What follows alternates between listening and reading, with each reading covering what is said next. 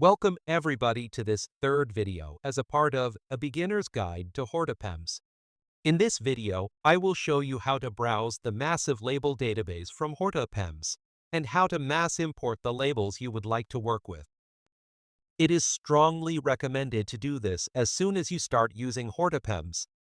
It is only a one-time job and it will save you a lot of time.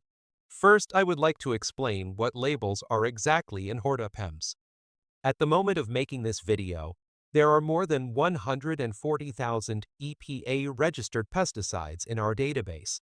To use HortiPeMs effectively, you would not want to browse through that whole list to find that one pesticide you need. To solve this problem, you have to tell HortiPeMs which pesticides you use and how you would like it to show up and behave throughout HortiPeMs. So let's go ahead and go to the Labels section of HortiPeMs. This screen basically consists out of two parts. In the upper search part, you can search for pesticides by name, EPA registration number, or active ingredient. In the bottom part, you can see all the labels saved for your company within HortiPeMs. Right now, this list is empty, but we will take a look later to see what it looks like. Click on the Import Multiple Labels button. First, we have to create a template. You can download this template by clicking on the Download Template button. After it is done downloading, you can open it. I already filled it in to save some time on this video, as you can see on the screen. The first row just contains the header or titles for each column. The most important one is the EPA reg column. In this column, you have to enter all EPA registration numbers of the pesticides you want to use within HortiPeMs. Please make sure you only enter one per row. If you are keeping track of your pesticides with spreadsheets, you can quickly just copy and paste all the numbers here. The second column is totally optional. HortiPeMs will automatically grab the standard name for each pesticide while importing this list. But sometimes, you just want to use a different name, in which case you can enter it here. Just for this example, I have renamed 100-769 to MED, while it is originally Medallion.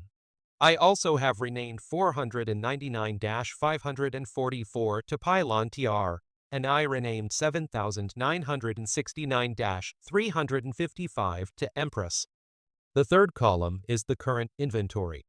You can ignore this or add an inventory now. To add an inventory, you can use a number and an abbreviation for the unit of measure. For this example, I have added 1 gallon of Empress, 1 gallon of Pylon, and 20 ounces of Medallion. When the file is ready, save it somewhere where you can find it and head back to your browser. If you accidentally closed the browser, log into HortiPeMs again, go to Labels, and then to import multiple labels. Now click Select File for Import and choose the file we just created. In my scenario, I saved the file as savedlabels.csv, as you can see here. If everything went right, you will see that the file is loaded after you selected it. If it all looks good, go ahead and click Process. Right now, you will see a preview of all data.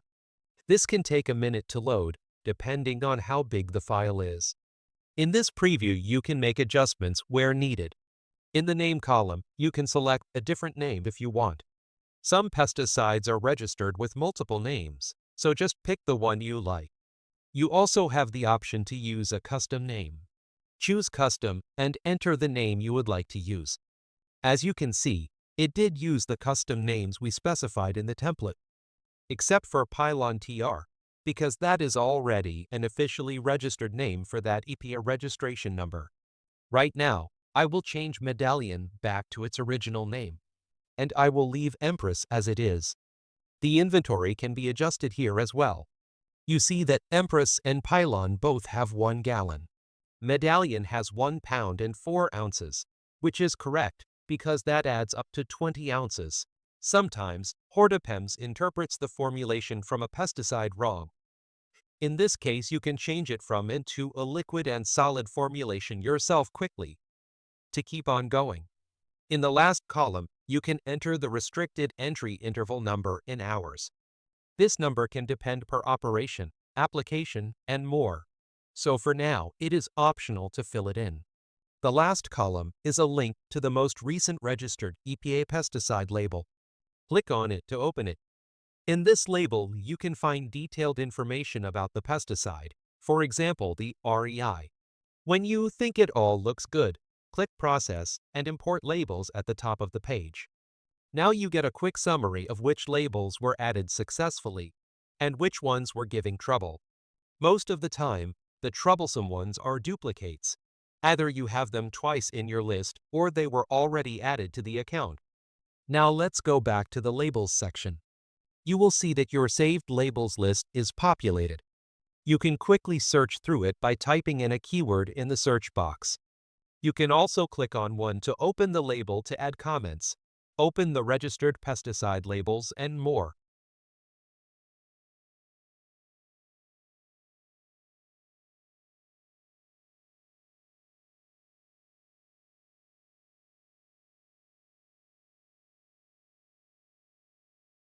Thank you for watching this video.